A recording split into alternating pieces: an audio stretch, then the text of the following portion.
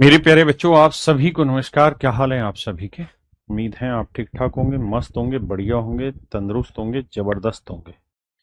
योगेश कुमार, राहुल मीना, शिवदास जी, गौरव कुमार जी, नेहा मिश्रा जी, योगेंद्र यादव भाई, सजल साहू, अजय साहू, नहीं अजय के नाम आगे कुछ था, मैं साहू ऐसे पड़ गया। तो मेरे प्यारे बच्चों, आप सभी को नमस्कार, आप सभी का स्वागत है इस सेशन में। आज हम जो पढ़ने जा रहे हैं, जी आपकी जय हो, मेरी नहीं आपकी जय हो। आज हम जो मेरे बच्चे पढ़ने जा रहे हैं वो बहुत ही खतरनाक टॉपिक है, लेकिन इतना प्यार से पढ़ेंगे, इतना समझदारी से पढ़ेंगे कि ऐसे मक्खन की तरह यहाँ आएगा और मन में बस जाएगा, जिंदगी भर नहीं भूलोगे। तो मेरे बच्चे, आज हमारा जो टॉपिक है उसकी हेडिंग आप डाल दीजिए, नंबर सिस्टम। देखिए, यूनिट डिजिट हुआ, डेसिमल हुआ, ये नंबर सिस्टम के टुकड़े कहे जाते हैं, लेकिन नंबर सिस्टम नहीं होता, ये अपने आप में एक चैप्टर होते हैं, है ना। लेकिन आज हम जो बात करने जा रहे हैं मेरे बच्चे, वो प्रॉपर नंबर सिस्टम की बात कर रहे हैं। और नंबर सिस्टम में भी हम स्पेसिफिक नंबर की बात कर रहे हैं। आज हम मेरे बच्चे जो बात कर रहे हैं वो नंबर की बात कर रहे हैं, हिंदी में जिसे हम संख्या कहते हैं। देखिए यार, कोई भी संख्या जो होती है ना, सिस्टम यानी प्रणाली को बाद में समझेंगे। सिस्टम का मतलब होता है अरेंजमेंट के तरीके, इसको बाद में लेटर ऑन पढ़ेंगे। लेकिन अभी हम पढ़ रहे हैं संख्या प्रणाली, मतलब सिर्फ संख्या के बारे में, है ना। तो मेरे बच्चे, कोई भी अगर संख्या लोगे, कोई भी नंबर आप लोगे, तो उसकी दो वैल्यूज होती हैं। एक वैल्यू होती है फेस वैल्यू और दूसरी होती है मेरे बच्चे प्लेस वैल्यू। एक होती है मेरे प्यारे बच्चों फेस वैल्यू और एक होती है मेरे प्यारे बच्चों प्लेस वैल्यू। एक फेस वैल्यू और एक प्लेस वैल्यू। एक का मतलब होता है जातीय मान या अंकीय मान, दूसरे का मतलब होता है प्लेस वैल्यू, यानी उसके स्थान पर आधारित वैल्यू, स्थानीय मान। ये दोनों ऐसे नियम हैं जिनके आधार पर सारे डिविजिबिलिटी के नियम बनते हैं। जी, अस्सीस बंसल। तो मेरे बच्चे, इन्हीं से सारे नियम बनते हैं। तो आइए मेरे बच्चे, इन्हीं से सारे नियम बनने हैं, तो हम इन्हीं बातों को सीखते हैं। एक होता है जातीय मान, एक होता है मेरे प्यारे बच्चों, मतलब जातीय मान को या अंकीय मान भी कहते हैं, और एक स्थानीय मान। जैसे मैं आपको कहूं क्या तीन की फेस वैल्यू क्या है, तो आप कहेंगे जो इस पे दिखाई दे रहा है ना इसके फेस पे, वही इसकी फेस वैल्यू है। अगर आपने कहा कि तीन पेन दे दो, तो दुकानदार तीन ही पेन निकाल के देगा। ये होता है मेरे बच्चे फेस वैल्यू, जो लिखा हुआ है, जो उसकी फेस की कीमत है वही। लेकिन जो प्लेस वैल्यू होती है वो डिफरेंट होती है। तो फेस वैल्यू का मतलब जो नंबर है वही। जैसे मैं कहूं कि इसमें पांच की फेस वैल्यू बताओ तो पांच है, दो की फेस वैल्यू बताओ दो ही रहेगी, सात की सात ही रहेगी, तीन की तीन ही रहेगी। यानी हर एक नंबर की फेस वैल्यू वही रहती है जो एक्चुअल में वो है। फेस वैल्यू में कोई दिक्कत नहीं है। तो पहली बात, आप यहां से ये समझ गए होंगे कि फेस वैल्यू से बहुत ज्यादा सवाल आपके पेपर में नहीं बनते, प्लेस वैल्यू से बनते हैं। अब आते हैं स्थानीय मान पे। तो मेरे बच्चे, प्लेस वैल्यू का मतलब होता है उसके स्थान के हिसाब से। मान लीजिए मैंने कोई नंबर लिखा 589367 4। तो मेरे बच्चे, ये इसके प्लेस होते हैं, इसे हम कहते हैं यूनिट डिजिट, इकाई का स्थान। बोलते हैं हम इसे, इकाई अंक है, इकाई का अंक, यूनिट डिजिट, इकाई का अंक। जो अगला होता है मेरे बच्चे, इसको हम बोलते हैं दाही का अंक। आराम से पढ़ना भाई, कोई जल्दबाजी नहीं है। और मेरी हर क्लास को ना रिकॉर्डेड फॉर्म में पढ़ा करो, ताकि आपका समय बचे। और 3x की स्पीड पे पढ़िए, कोई दिक्कत ही नहीं है। दहाई का अंक, इसे हम बोलते हैं टेंथ डिजिट, टेंथ डिजिट। अब थोड़ा फास्ट लिखूंगा। अगले को हम बोलते हैं मेरे बच्चे सैकड़े का अंक, सैकड़े का अंक, हंड्रेड डिजिट, हंड्रेड डिजिट, यानी सैकड़े का अंक। इसके बाद जो आता है मेरे प्यारे बच्चों, ये आता है हजारवां अंक या हजारवां स्थान, इसे बोलते हैं thousand place. Thousand place, spelling पे मत जाना, थोड़ी बहुत गलती हो सकती है। फिर ये 10,000वां, ये लाखवां, ये 10 लाखवां। तो मेरे प्यारे बच्चों ये रहती है आपकी प्लेस वैल्यू। क्या रहती है? Place value. अब अगर मैं इसे प्लेस वैल्यू को ब्रेक करके लिखना चाहूं तो मान लीजिए मैंने कोई नंबर लिखा आपको 5478, तो इस नंबर को प्लेस वैल्यू की फॉर्म में ब्रेक करके लिखेंगे तो ये होगा 1 into 8। इस नंबर को लिखेंगे 10 into 7।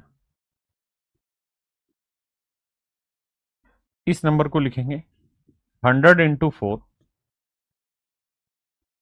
और इस नंबर को लिखेंगे 1000 into 5। ये मेरे दोस्तों कहानी होगी प्लेस वैल्यू की, है ना। ये हम कहेंगे इकाई का अंक, इकाई का मतलब एक है। ये है मेरे बच्चे दाहिका अंक, यानी 10 से गुना हो रहा है। ये 100वां अंक है तो 100 से गुना हो रहा है, मतलब 100 डिजिट। ये 1000 डिजिट यानी 1000वां अंक, तो 1000 से गुना हो रहा है। इनको गुना करोगे तो 5000 जमा 45400 जमा 70 5470 जमा 8 5478 मेरी वैल्यू बनेगी।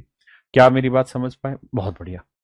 दूसरी बात, अगर मैं आपको कहूं कि यार ये कोई नंबर है ए बी सी, इसे प्लेस वैल्यू की फॉर्म में लिख के दिखाइए, तो आप कहेंगे देखिए ये यूनिट डिजिट है तो 1 गुना सी जमा, ये दहाई अंक है 10th डिजिट तो 10 गुना बी, और ये सैकड़े का अंक है तो मेरे बच्चे 100 गुना ए। हाँ जी,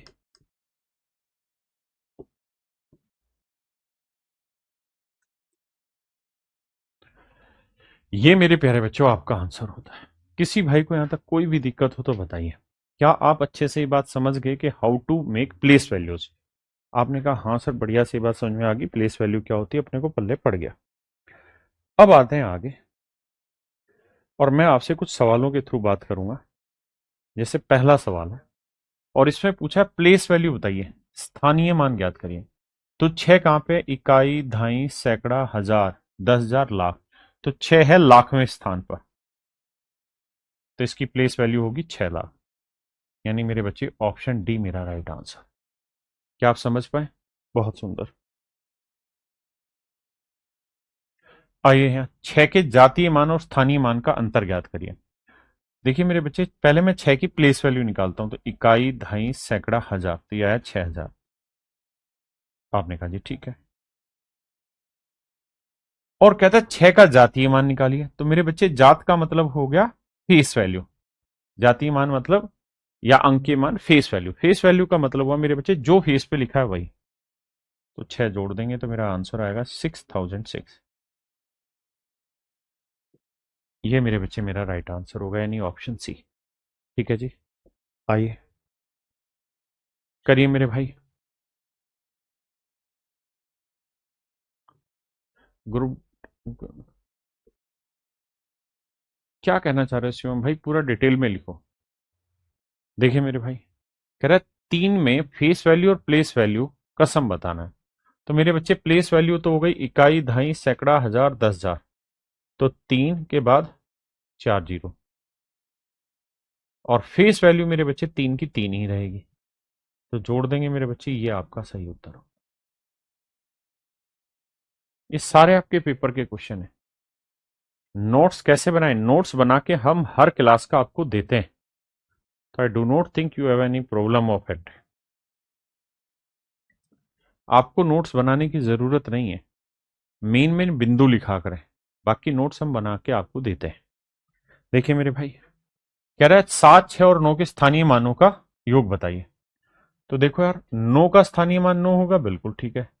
उसका छह का स्थानीय मान इकाई, दहाई, सैकड़ा, हजार, 10,000, 4 जीरो।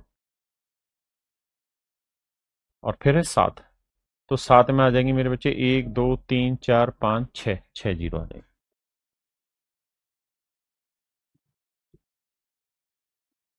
अब इनकी सेटिंग करके जोड़ना है, तो जोड़ोगे तो 9 आएगा आखिरी में, फिर 3 जीरो आएंगी, फिर 6 आएगा, फिर 1 जीरो, फिर जोड़ोगे तो ये मेरा आंसर आएगा। घबराना नहीं, ये थोड़ा आगे आएगा, ये इधर आएगा, ये। अब समझ के होंगे। ठीक है जी, 706 के बाद 3 जीरो, ऑप्शन सी मेरा राइट आंसर। हाँ जी। और मेरी तरह नहीं करना, ये तो मैं समझा रहा हूं, आपने तो सीधा सीधा सवाल चूज करना ऊपर से। सवाल में कह रहे 2 बार 3 आया हुआ है कि स्थानीय मान के बीच का अंतर ज्ञात करिए। तो एक बार तो 3 आया हुआ है यहां, तो ये 3 लिख देते हैं। इसका कितने हैं, 1 2 3 4 5 6 7, ये हो गया जी। और एक बार 3 आया मेरे बच्चे यहां, तो 300।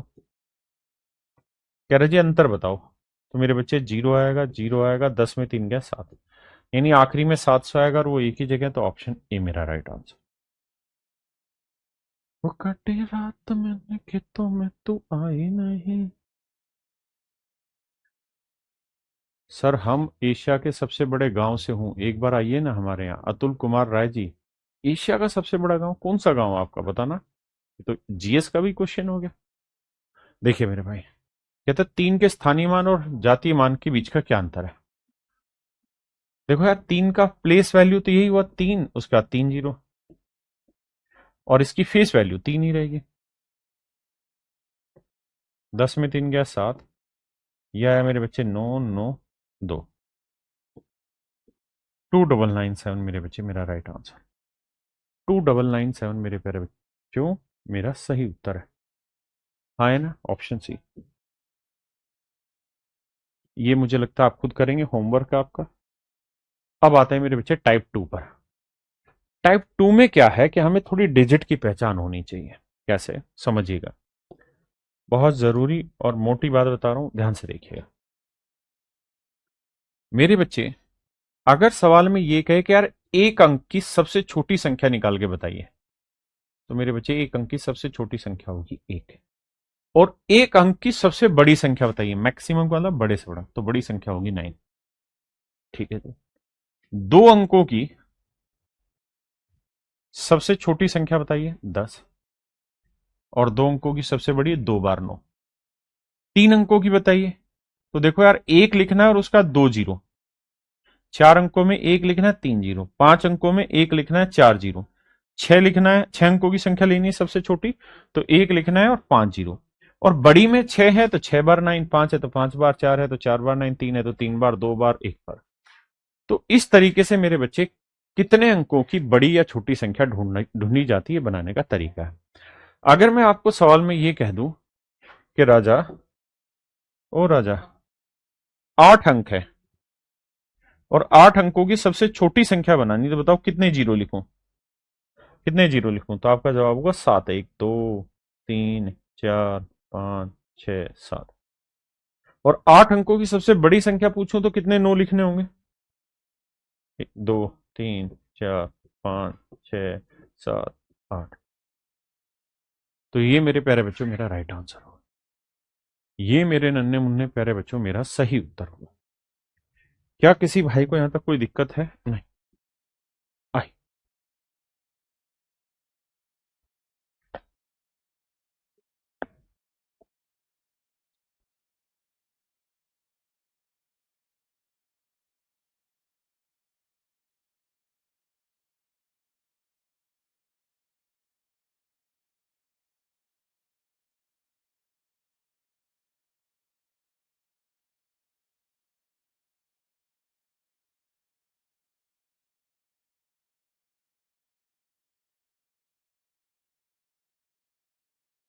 देखिए बाबू, कहता है बाएं से दाएं गिनने पर सम स्थानों पर रखे गए अंकों का योग क्या होगा। देखिए यार, what will be the sum of the digit placed at even place in the number this when counted from left to right। Left इधर हुआ, राइट इधर हुआ, तो लेफ्ट से राइट पे लेना है, तो एक भाई 2 पे होगा, फिर चौथा डिजिट ये, फिर छठा, फिर आठवां।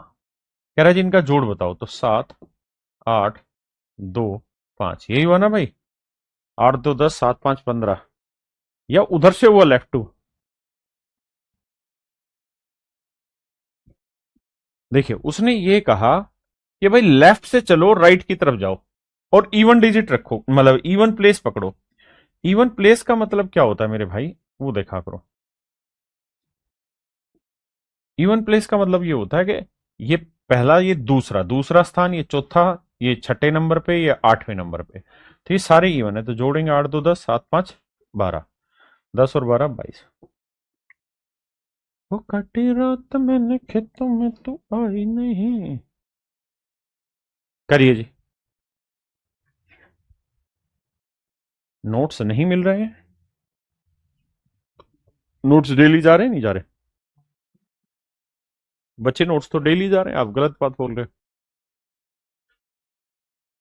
कहता है यार इन अंकों से बनी 5 अंकों की सबसे छोटी संख्या बताइए क्या होगी। देखो यार, 5 अंकों की सबसे छोटी संख्या बनानी होगी तो मुझे एक बात बताना कि 10 बड़ा है या 100 बड़ा है कि 200 बड़ा है कि 300 बड़ा है। तो आपका जवाब होगा जिसका ये वाला डिजिट जितना बड़ा होगा नंबर उतना ही बड़ा होता जाएगा, है ना। अगर मैं यहाँ 199 कर दूं, यहाँ 200, फिर भी पूछो कौन बड़ा, तो ये बड़ा, क्योंकि पहला डिजिट बड़ा होना चाहिए। और अगर आपको छोटा बनाना है ना तो पहला डिजिट सबसे छोटा होना चाहिए। तो मेरे बच्चे इनमें सबसे छोटा डिजिट क्या है, 0। लेकिन अगर 0 शुरुआत में लगा दोगे और मैं ऐसे लिखूं तो ये एक ही अंक की संख्या बोली जाएगी, दो की नहीं। तो यानी ये तय है कि 0 पहले नहीं आएगा। 0 के बाद सबसे छोटा क्या है, 2, तो 2 पहले लिखो।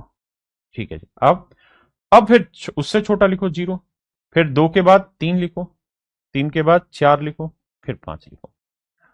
हाँ, है ना। यानी जब इधर सर को ना तो छोटे छोटे नंबर लिखते चले जाना, तभी वो छोटी होगी। सर मैं यूपी के लंका से हूं। अच्छा भाई, तो 20,345 मेरे बच्चे मेरा राइट आंसर, ऑप्शन डी। ये आपके पेपर के क्वेश्चन है।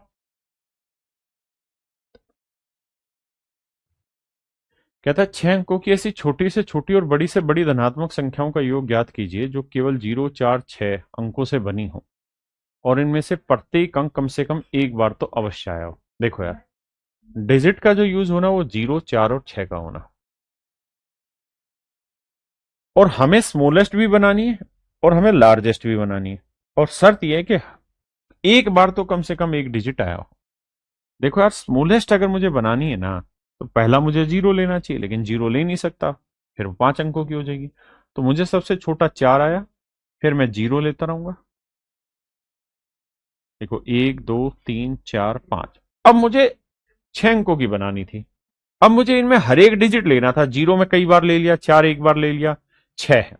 तो मैं क्या करूं, तो आप कहेंगे जी 6 ले लो यहां पे। हाँ, है ना। भाई ये सबसे छोटी बनी। अब कह रहा है सबसे बड़ी बनाओ, तो सबसे बड़ी बनाओ तो मेरे भाई मैं 6 लूंगा, 6 लूंगा, 6 लूंगा, 6 लूंगा। यानी मैक्सिमम मैंने यहां डाल दिया। फिर मेरे पास बचा एक 4 और एक बचा 0। तो ये मेरे बच्चे सबसे बड़ी होगी। जब आप बड़ी बनाने जाओ तो शुरुआत में बड़े और आखिरी में छोटे, छोटी बनाने जाओ तो शुरुआत में छोटे फिर आखिरी में बड़े। कह रहा जी ने जोड़ दो, तो 6 4 6 6 6 6 4 10। ये मेरे बच्चे मेरा राइट आंसर होगा। 10 के बाद 3 बार छक्के और फिर 4 6, यानी ऑप्शन डी। क्या आप सहमत है? पक्की बात है। देखो, जिन मेरे बच्चों को दिक्कत है वो ऐसे समझो, मैं कहूं यार 1 और 3 की मदद से ना मुझे 3 अंकों की सबसे छोटी संख्या बना के बताओ, तो भाई यही तो समझदारी होगी, 1 1 1। लेकिन अगर मैं कंडीशन ये लगा दूं कि भाई एक डिजिट तो यूज होना ही होना है, तो आपके पास 3 ही डिजिट के नंबर बनाने की मैं कह रहा हूं, और 1 और 3 की मदद से बना रहा हूं, और मुझे छोटा बनाना है, तो मुझे सबसे शुरुआत में तो छोटा लेना होगा। बिल्कुल ठीक है। अब अगर मैं यहां 3 ले लूं और यहां 1 ले लूं, एक मैं कहूं यार 1 1 3 ले लो, तो दोनों में बताओ कौन सी छोटी हुई थी, यही तो छोटी हुई। जब भी छोटी संख्या बनाओगे तो नियम है शुरुआत में सबसे छोटा, फिर बढ़ते बढ़ते बढ़ते आखिरी में सबसे बड़ा लिखना। बड़ी बनाओगे तो शुरुआत में बड़ा और आखिरी में सबसे छोटा। अगर 1 और 3 का प्रयोग करके 3 अंकों की सबसे बड़ी संख्या पूछता ना, तो मैं कहता 3 1 3 3 1। क्यों? क्योंकि मुझे यहां सबसे बड़े डिजिट लिखने पहले और आखिरी में सबसे छोटा लिखना है। तो ये तरीके हैं मेरे बच्चे इस तरीके के सवालों को सोल्व करने।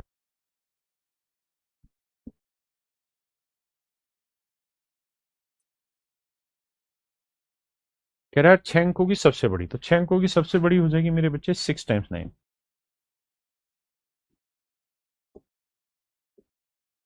और 6 अंकों की सबसे छोटी संख्या, तो भैया 1 2 5 6, यही जुगाड़ होगा। आपने कहा हाँ बात तो सही है। ऐसा क्यों कर रहे हो सर? ऐसा करने के पीछे रीजन ये है कि मुझे 6 अंकों की सबसे छोटी संख्या लेनी है और 6 अंकों की सबसे बड़ी संख्या लेनी है, तो ये तरीका है। और कह रहा है जी इनका अंतर बताना है। तो देखो यार, 9 9 9 9 9, और 9 में एक गया मेरे बच्चे 8, 8 का 9 9 सारे में, तो ऑप्शन डी, ये मेरे बच्चे मेरा राइट आंसर है, ऑप्शन डी।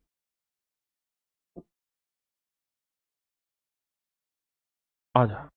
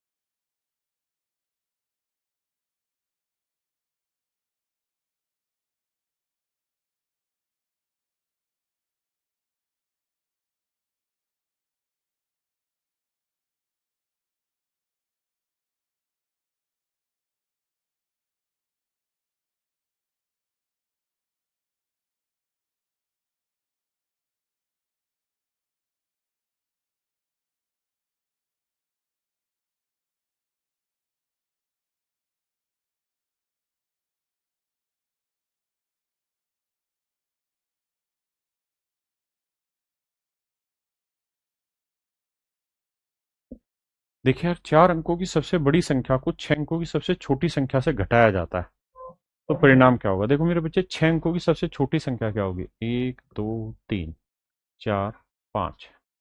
इसमें 4 अंकों की सबसे बड़ी संख्या घटानी है।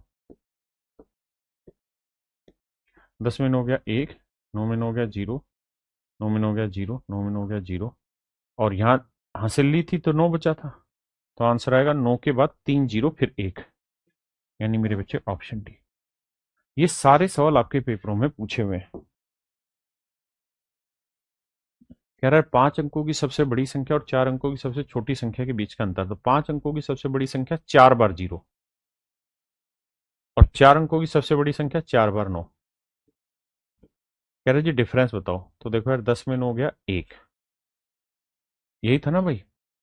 5 अंकों की सबसे, ओहो मैंने गलती कर दी भाई, माफ करना। उसने कहा 5 अंकों की सबसे बड़ी संख्या और 4 अंकों की सबसे छोटी संख्या, तो 4 अंक है तो 3 जीरो आएंगे। कहता डिफरेंस बताओ, तो 9 9 9, 9 में से गया 8 9, तो 9 8 9 9, 9 8 9 9, यानी मेरे प्यारे बच्चों ऑप्शन सी मेरा यहाँ पे राइट आंसर। आइए जी, अब आप अपनी हेडिंग डाल लीजिए मेरे प्यारे बच्चों, क्लासिफिकेशन ऑफ नंबर, जिसे हम एक्चुअल में नंबर सिस्टम कहते हैं, संख्याओं का वर्गीकरण। सबसे पहले कमेंट करके ये बताइए कि आप लोगों को जो नंबर्स में फेस वैल्यू, प्लेस वैल्यू, अंकों की बड़ी संख्या, इतने अंकों की सबसे छोटी संख्या बढ़िया समझ में आती है कि नहीं आती? अगर समझ में आती है तो अब हम आगे आते हैं संख्याओं के वर्गीकरण पर। एक बच्चा पूछ रहा बुक कब आएगा सर? मेरे बच्चे बुक मैं खुद तैयार कर रहा हूं, पहली चीज, आपको कहीं और पैसे खराब करने की जरूरत नहीं, दूसरी चीज। तीसरी चीज ये कि आपको डेली प्रैक्टिस के लिए हम क्वेश्चन आपको रोज दे रहे हैं, रोज प्रैक्टिस के क्वेश्चन हम दे रहे हैं, ठीक है। आप उतने ही क्वेश्चन प्रैक्टिस कर लीजिए जो हम दे रहे हैं, क्योंकि मैं जो बुक तैयार कर रहा हूं उसी के क्वेश्चन निकाल के आपको दे रहा हूं, ठीक है। दूसरी बात, आपका हर एक क्लास में सेक्शनल टेस्ट भी होता है, मेरी बात समझ रहे हैं? टेस्ट चालू हो रखा है ना इसमें, तो आप अपने बैच में जाके देखेंगे तो वहां टेस्ट भी दे रखा है, तो आप टेस्ट भी क्लियर करें वहां से। तो आपको प्रैक्टिस के लिए जितने जरूरी कंटेंट हैं हम सारे का सारा प्रोवाइड करने लग रहे हैं। बुक जैसे ही तैयार हो जाएगी मैं आपको बता दूंगा। बाकी बहुत ज्यादा उत्सुक मत होइए पैसे फूकने में माँ बाप के, कि मुझे किताब से कुछ होना है, ऐसा कुछ भी नहीं है। शांति से पढ़ते रहो, प्रैक्टिस के लिए कंटेंट दे रहे हैं, टेस्ट सीरीज आपकी फ्री ऑफ कॉस्ट करा रहे हैं, तो कहीं दूसरी जगह टेस्ट के लिए भी पैसा खराब करने की जरूरत नहीं। अब आइए सवाल पर, क्लासिफिकेशन ऑफ नंबर, संख्याओं का वर्गीकरण। देखो मेरे बच्चे, आपने एक शब्द सुना होगा जिसे हम कहते हैं नंबर लाइन, हिंदी में कहते हैं संख्या रेखा। क्या बोलते हैं? नंबर लाइन, संख्या रेखा। एक ऐसी रेखा जिस पर हम नंबर लिखते हैं, बीचों बीच होता है जीरो, इधर हम लिखते हैं +1, इधर +2, इधर हम लिखते हैं +3, और इधर हम प्लस इंफिनिटी तक जाते हैं। इधर मेरे प्यारे बच्चों -1, -2, -3, और यहां मेरे बच्चे माइनस इंफिनिटी तक। ये रहता है मेरे प्यारे बच्चों नंबर लाइन।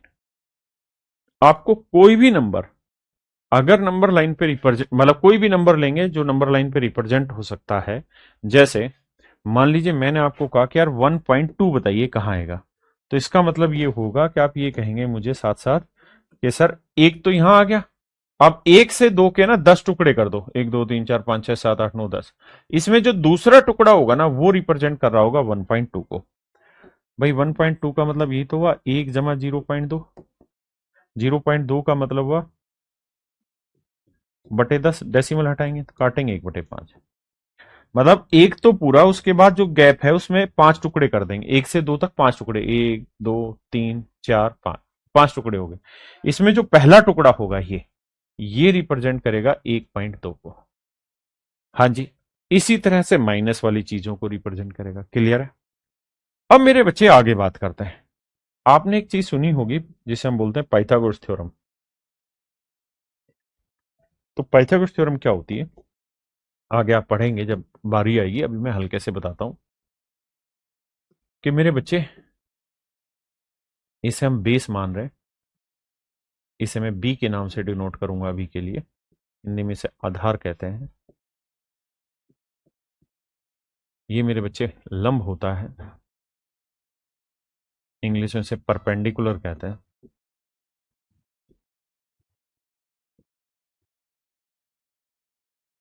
इसे पी के नाम से डिनोट करते हैं। ये मेरे बच्चे हाइपोटेनियस होता है,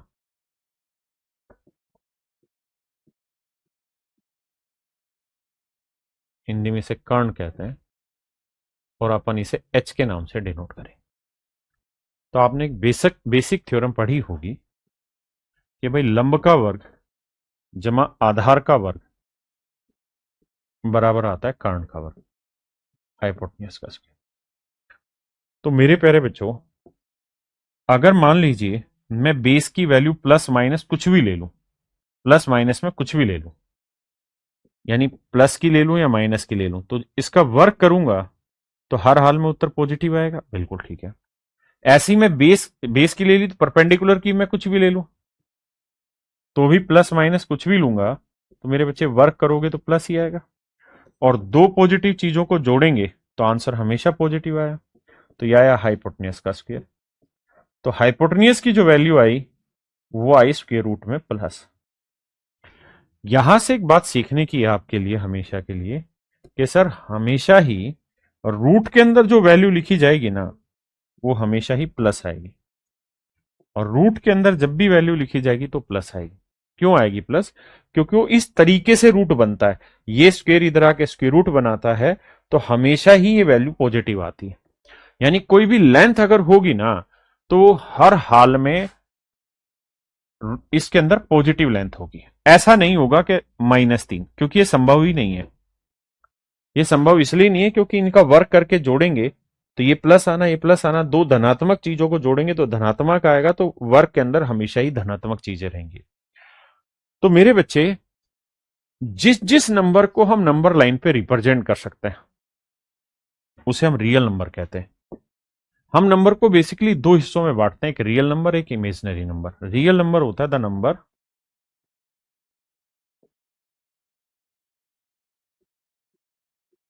that can be placed, that can be placed on number line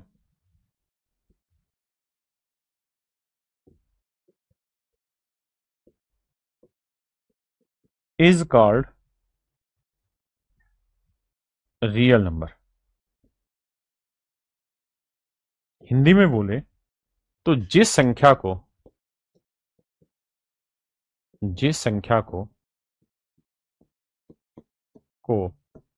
हम संख्या रेखा, नंबर लाइन को हिंदी में कहते हैं संख्या रेखा,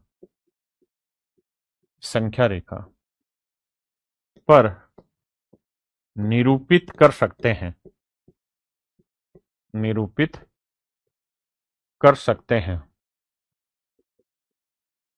कर सकते हैं, ऐसे नंबर को मेरे बच्चे हम रियल नंबर बोलते हैं, वास्तविक संख्याएं बोलते हैं। तो अगर कल को आपसे कोई ये पूछे कि भाई रियल नंबर क्या होता है, तो आपने एक ही बात कहनी है कि जब भी किसी नंबर को नंबर लाइन पे रिप्रेजेंट किया जा सकता है तो उसे रियल नंबर कहते हैं, है ना। बहुत डिटेल में मैं लेके नहीं जा रहा हूं क्योंकि उसकी जरूरत नहीं है, ठीक है जी। इमेजनरी नंबर क्या होते हैं जी? जिन नंबर्स को हम रियल नंबर लाइन पे रिप्रेजेंट नहीं कर सकते, जिनको हम नंबर लाइन पे रिप्रेजेंट नहीं कर सकते। कौन कौन से नंबर नंबर लाइन पे रिप्रेजेंट नहीं हो सकते? जो एक्चुअल में एग्जिस्ट ही नहीं करते। जैसे मैंने बताया कि जब भी रूट के अंदर माइनस आएगा तो ऐसे नंबर को मेरे बच्चे हम इमेजनरी नंबर कहते हैं, ऐसे नंबर को हम इमेजनरी नंबर कहते हैं। चाहे -2 हो, -1 हो, -3 हो, -5 हो, -4 हो, ये सारे के सारे नंबर मेरे बच्चे इमेजनरी नंबर कहते हैं। और बेसिकली एक शब्द होता है जिसे हम कहते हैं आयोटा। ये आपके सिलेबस का हिस्सा नहीं है। आयोटा आई से डिनोट करते हैं। आई का मतलब ही होता है रूट के अंदर माइनस हो, ठीक है। तो आई शब्द जो है ना, ये अपने आप में रिप्रेजेंट करता है इमेजनरी नंबर को। तो मेरे बच्चे, जब भी रूट के अंदर नेगेटिव साइन होगा तो इमेजनरी, उसके अलावा जितने भी नंबर हैं वो सारे ही रियल नंबर कहलाते हैं। इमेजनरी का मतलब जो इमेजिनेशन में है। तो क्या आप मेरी बात समझ गए? आपसे कोई सवाल पूछे इमेजनरी नंबर क्या है, तो रूट के अंदर जब माइनस आएगा तो इमेजनरी। मैं ये नहीं कह रहा हूं आपको कि ये इमेजनरी है, ये माइनस बाहर है रूट के। मैं कह रहा हूं कि जब ये चीज उठ के अंदर चली जाए तो इमेजनरी होता है, समझ गए? बाकी जितने भी नंबर है मेरे बच्चे, वो सारे के सारे आपके क्या कहलाते हैं? रियल नंबर कहलाते हैं। अब मेरे दोस्तों, अगली हेडिंग डाल लीजिए रियल नंबर की, जिसे हम कहते हैं हिंदी में वास्तविक संख्याएं। क्योंकि आपका सिलेबस सच मायने में यहां से शुरू होता है, क्लासिफिकेशन ऑफ नंबर में, रियल नंबर से। इमेजनरी नंबर आपके सिलेबस का हिस्सा नहीं है। तो मेरे बच्चे, हम रियल नंबर को दो टुकड़ों में बांटते हैं।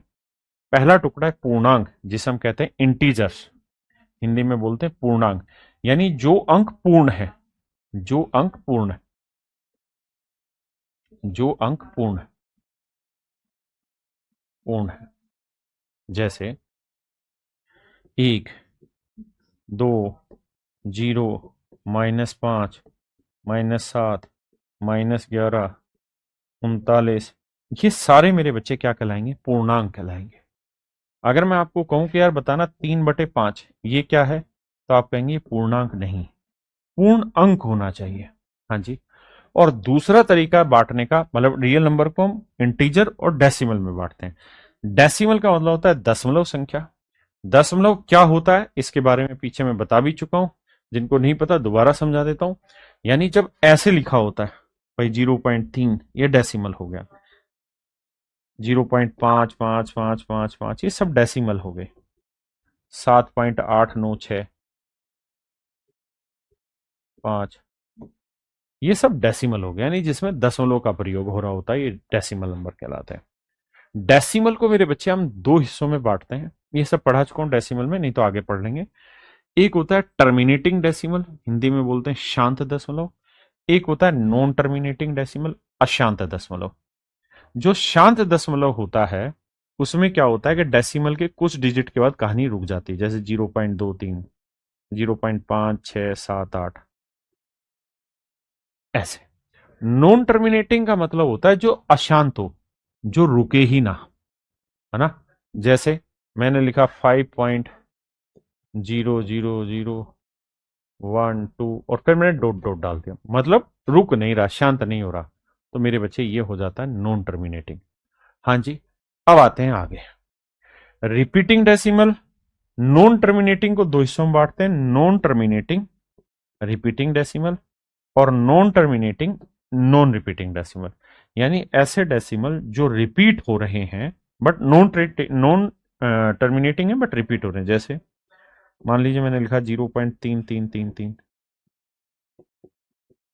तो आपने देखा होगा कि इसे हम 0.3 पे बार लिख रहे हैं, मतलब शांत तो नहीं है, चल तो रहा है लेकिन रिपीट हो रहा है, तो ये रिपीटिंग डेसिमल होते हैं। और एक होता है मेरे बच्चे non terminating repeating, non terminating non repeating decimal. जैसे 0.23000015, तो ये हो गया मेरे बच्चे नॉन रिपीटिंग डेसिमल। ये क्या हो गया मेरे प्यारे बच्चों, नॉन रिपीटिंग डेसिमल। हाँ जी। जैसे √2 हुआ, इसका जब दशमलव में खोलेंगे 1.41, ये चलता ही रहेगा, खत्म नहीं होगा। √3 को खोलेंगे 1.732, ये खत्म ही नहीं होता, है ना। तो ऐसे संख्या की हम कभी भी फ्रैक्शन नहीं बना सकते, इन्हें हम पी बाई क्यू के फॉर्मेट में नहीं लिख सकते। इसकी फ्रैक्शन बन जाती है, इसे हम पी बाई क्यू के फॉर्मेट पे लिख सकते हैं, इसमें कोई आपत्ति नहीं अपने को। और शांत दशमलव की भी हम फ्रैक्शन बना सकते हैं, पी बाई क्यू के फॉर्मेट में लिख सकते हैं। पहले इतनी बात समझिए, फिर आगे।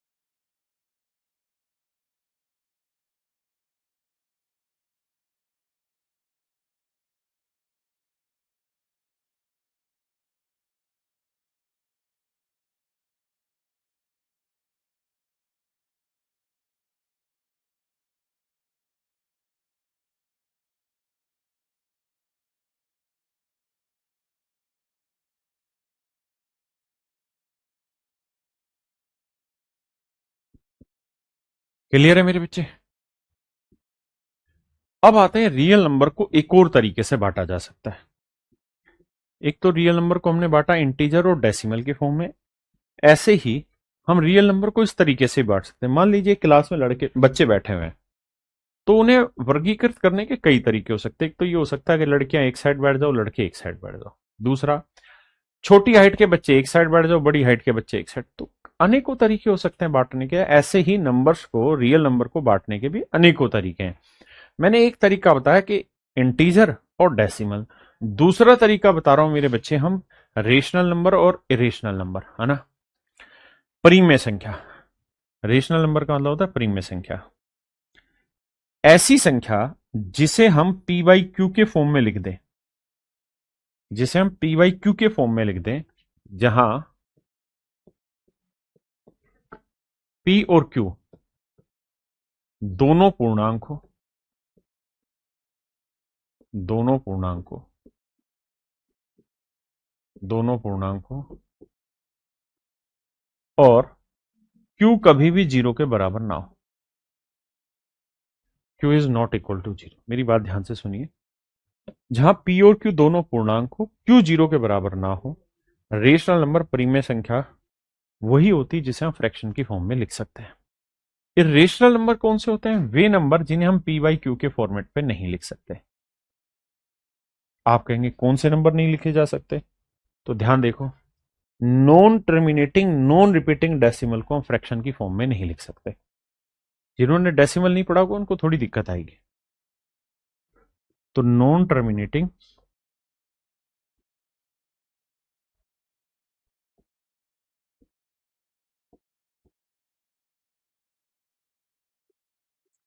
नॉन रिपीटिंग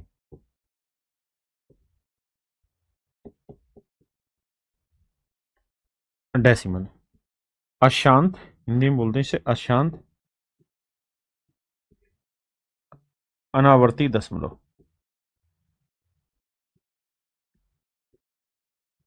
ये इसका सही रूप है, अशांत अनावर्ती दशमलव, non terminating non repeating decimal. ऐसे दशमलव को हम इरेशनल फॉर्म में नहीं बना सकते, मतलब इरेशनल नंबर कहते हैं। जैसे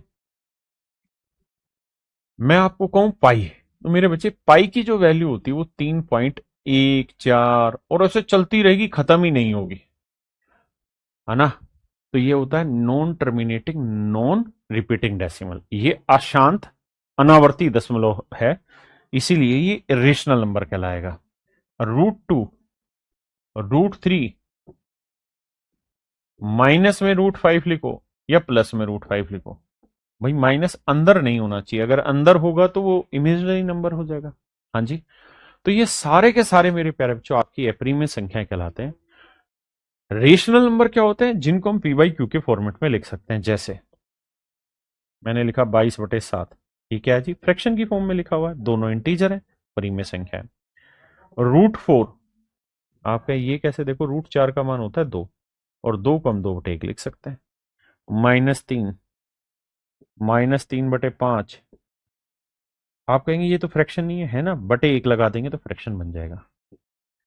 5/1 लगा देंगे, फ्रैक्शन बन जाएगा। तो मेरे बच्चे ये सारे के सारे रेशनल नंबर कहलाते हैं, और ये वाले मेरे प्यारे बच्चों इरेशनल नंबर कहलाते हैं।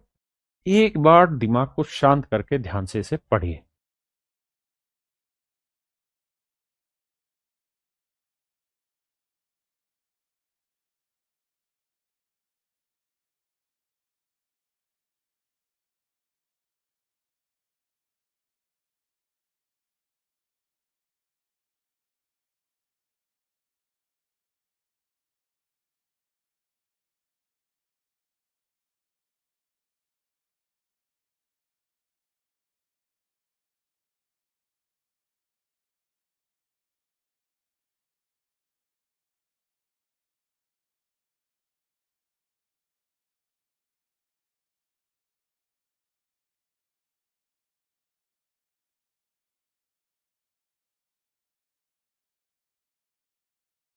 मुझे नहीं आ रहा, माफ करना माफ करना, माइक ही बंद हो गया।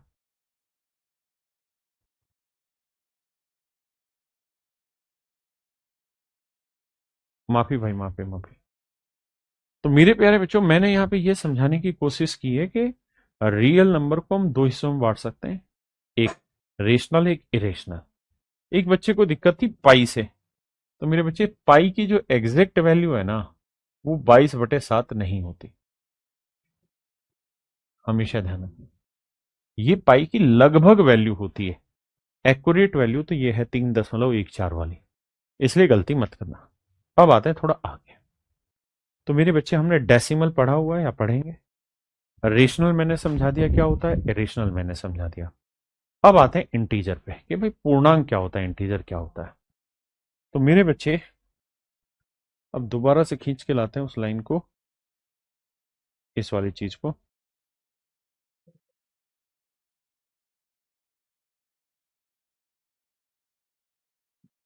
देखो मेरे दोस्त, ये अपनी नंबर लाइन थी, बिल्कुल थी। तो नंबर लाइन से इधर की सारी चीजें अपनी पॉजिटिव इंटीजर कहलाती, धनात्मक पूर्णांक कहलाते हैं।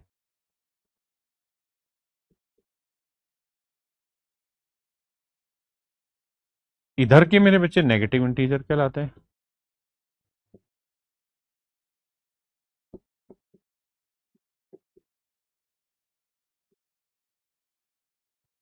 और मेरे प्यारे बच्चों ये कहलाता है शून्य पूर्णांक, शून्य पूर्णांक, जीरो इंटीजर।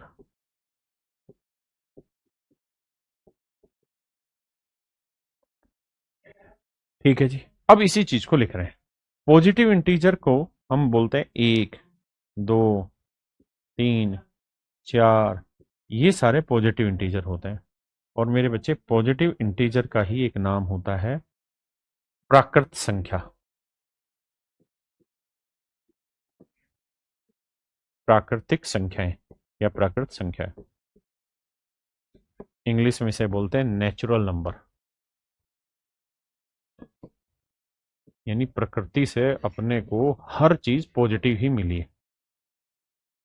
प्रकृति से मेरे प्यारे बच्चों अपने को हर चीज पॉजिटिव ही मिली हुई है। नेगेटिव इंटीजर ऋणात्मक पूर्णांक। ऋणात्मक पूर्णांक में -1, -2, -3, -4। हाँ जी।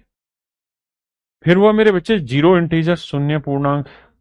तो शून्य अकेला जो होता है ना मेरे बच्चे, ये कहलाता है आपका शून्य पूर्णांक। शून्य अकेला जो रहता है मेरे बच्चे, शून्य पूर्णांक कहलाता है। फिर आता है वो नंबर जो पॉजिटिव नहीं है। जो पॉजिटिव नहीं है, तो आप कहेंगे जीरो पॉजिटिव नहीं है, बिल्कुल ठीक बात है। -1 पॉजिटिव नहीं है, 0, -1, -2, -3, ये मेरे बच्चे क्या कहलाएंगे? नॉन पॉजिटिव, यानी जो पॉजिटिव नहीं है। ध्यान रखना, जीरो ना तो पॉजिटिव है ना नेगेटिव। लिख देता हूं, zero is neither neither positive nor negative. Zero ना तो धनात्मक है ना ऋणात्मक है ना। इसीलिए मैंने यहां लिखा कि गैर धनात्मक, यानी जो पॉजिटिव नहीं है, तो ये वाले हुए। एक है जी गैर ऋणात्मक, नॉन नेगेटिव, जो नेगेटिव नहीं है। तो नेगेटिव नहीं है वो कौन से हुए? दूसरे कलर में इस्तेमाल कर लेते हैं। तो देखो, जीरो नेगेटिव नहीं है, बिल्कुल नहीं है जी। 1, 2, 3, ये नेगेटिव नहीं है। तो मेरे बच्चे जो नॉन नेगेटिव है ना, इसको हम कहते हैं होल नंबर। इसी का एक दूसरा नाम होता है होल नंबर। हिंदी में कहते हैं पूर्ण संख्याएं।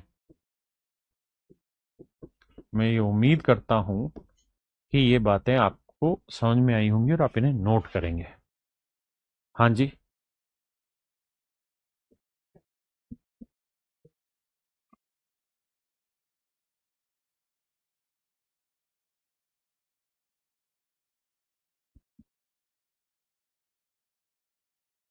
अब आते हैं मेरे बच्चे टुकड़े करते करते पॉजिटिव इंटीजर पे, धनात्मक पूर्णांक पे।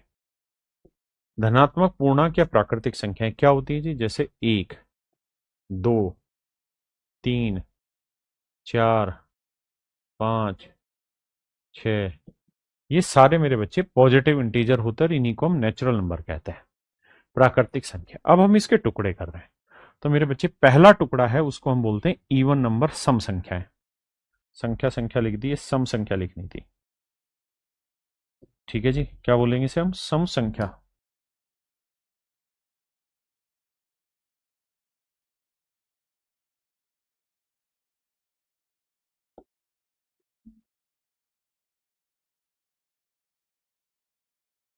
सम संख्या। इवन नंबर वे नंबर होते हैं जो दो से भाग हो जाएं। Divide by two. Divide by two, जो दो से भाग होते हैं, जैसे 2, 4, 6, 8, 10 एंड ऐसे। ये मेरे प्यारे बच्चों आपके इवन नंबर कहलाते हैं।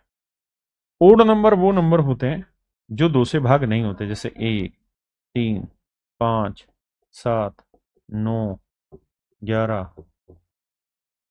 ये मेरे बच्चे आपके कहलाते हैं ओड नंबर जो दो से भाग नहीं होते, विषम संख्या। तो मैंने पॉजिटिव इंटीजर के नेचुरल नंबर के पहला टुकड़ा किया इवन नंबर, दूसरा टुकड़ा किया मेरे बच्चे मैंने ओड नंबर, और तीसरा टुकड़ा इसको, क्योंकि उस स्लाइड पर आता नहीं, वो हम बोल रहे हैं प्राइम नंबर, जिसे हम हिंदी में कहते हैं अभाज्य संख्या। इसकी डेफिनेशन होती है a number which have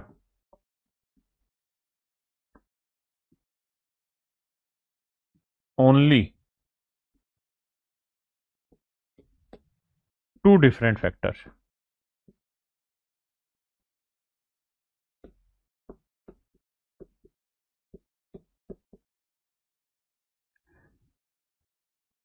1 factor is 1, 1 factor is 1, एक फैक्टर तो एक है, and the second is the number itself.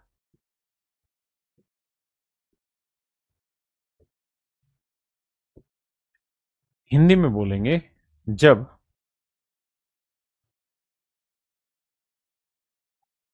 ऐसी संख्या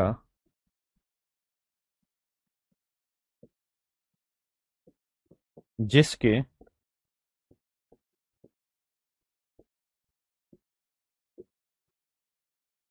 केवल और केवल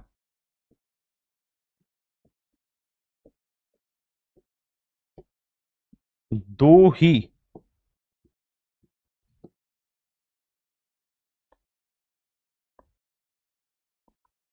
दो अलग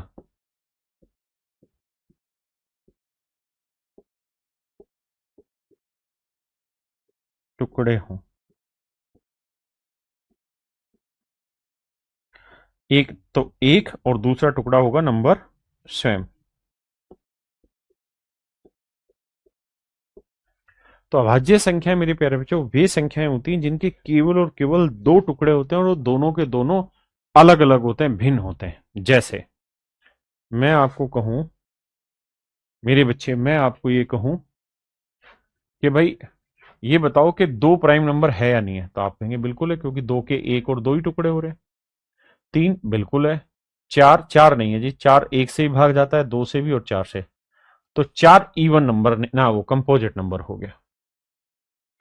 दो प्राइम नंबर हो गया, तीन प्राइम नंबर हो गया, पांच भी प्राइम नंबर है, छह कंपोजिट हो गया, सात प्राइम नंबर है, उसके बाद आठ भी कंपोजिट है, नौ भी कंपोजिट है। नौ क्यों? क्योंकि नौ के एक से भाग जाता है, तीन से भाग जाता है और नौ से भाग जाता है। तो प्राइम नंबर का मतलब होता है वे नंबर जिनके केवल और केवल दो ही टुकड़े और दोनों के दोनों अलग होने चाहिए। ठीक है जी। दूसरी बात, composite number, number which have more than, number which have more than two different factors. यानी एक ऐसी संख्या जिसके दो से अधिक, एक ऐसी संख्या जिसके दो से अधिक गुणनखंड हो। A number which have more than two different factors, एक ऐसी संख्या जिसके दो से अधिक गुणनखंड है, ऐसी संख्या को मेरे प्यारे बच्चों हम कहते हैं कंपोजिट नंबर। हाँ जी, जैसे मैंने लिखा चार, तो चार में एक से भाग जा रहा है, दो से भी, चार से, तो ये कंपोजिट होते हैं। मैं आपसे जानना चाहता हूं एक क्या है, तो आप कहेंगे कि एक के कितने टुकड़े बनते हैं? एक अकेला ही बनता है और तो कोई टुकड़े ही नहीं बनते। तो एक ना तो कंपोजिट की लिस्ट में आ रहा है, बेटा बंद कर देना इसको, और ना ही प्राइम नंबर की लिस्ट में आ रहा है। तो हमेशा के लिए बात लिख लेना, वन इज नीदर प्राइम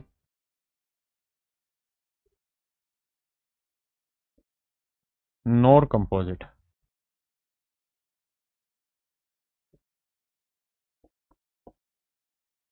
एक ना तो भाज्य है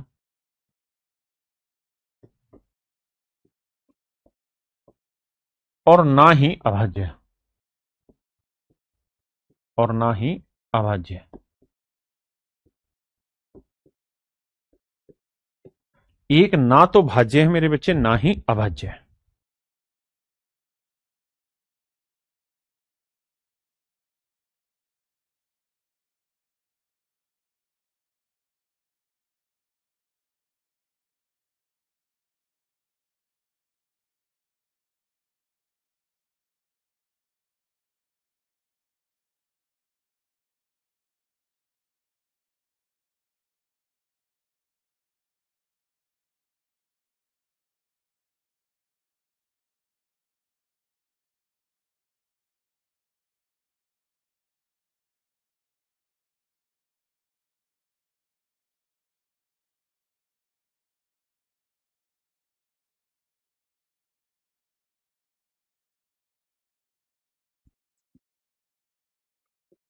तो मेरे बच्चे एक के बारे में ध्यान रखना, एक ना तो भाज्य है ना ही अभाज्य है, इस बात को कान के गांठ बांध लेना। अब आते हैं आगे कि प्राइम नंबर क्या होते हैं क्या नहीं। या तो यूं करो, पहले इतना ही पढ़ के आओ, कल मेरे प्यारे बच्चों फिर इससे आगे बढ़ेंगे, क्योंकि प्राइम नंबर को भी एक्सप्लेन करने में काफी टाइम लगेगा, है ना। और आज वो खत्म होगा नहीं, तो आज के लिए इतना ही रखते हैं मेरे प्यारे बच्चों। थैंक यू, नमस्कार आप सभी को। आपसे रिक्वेस्ट है कि पूरा तैयार करके आना ताकि आगे बढ़ा जा सके। जीरो इवन नंबर है, इसमें कोई दो राय नहीं, आगे बताऊंगा जीरो के बारे में। थैंक यू मेरे बच्चे।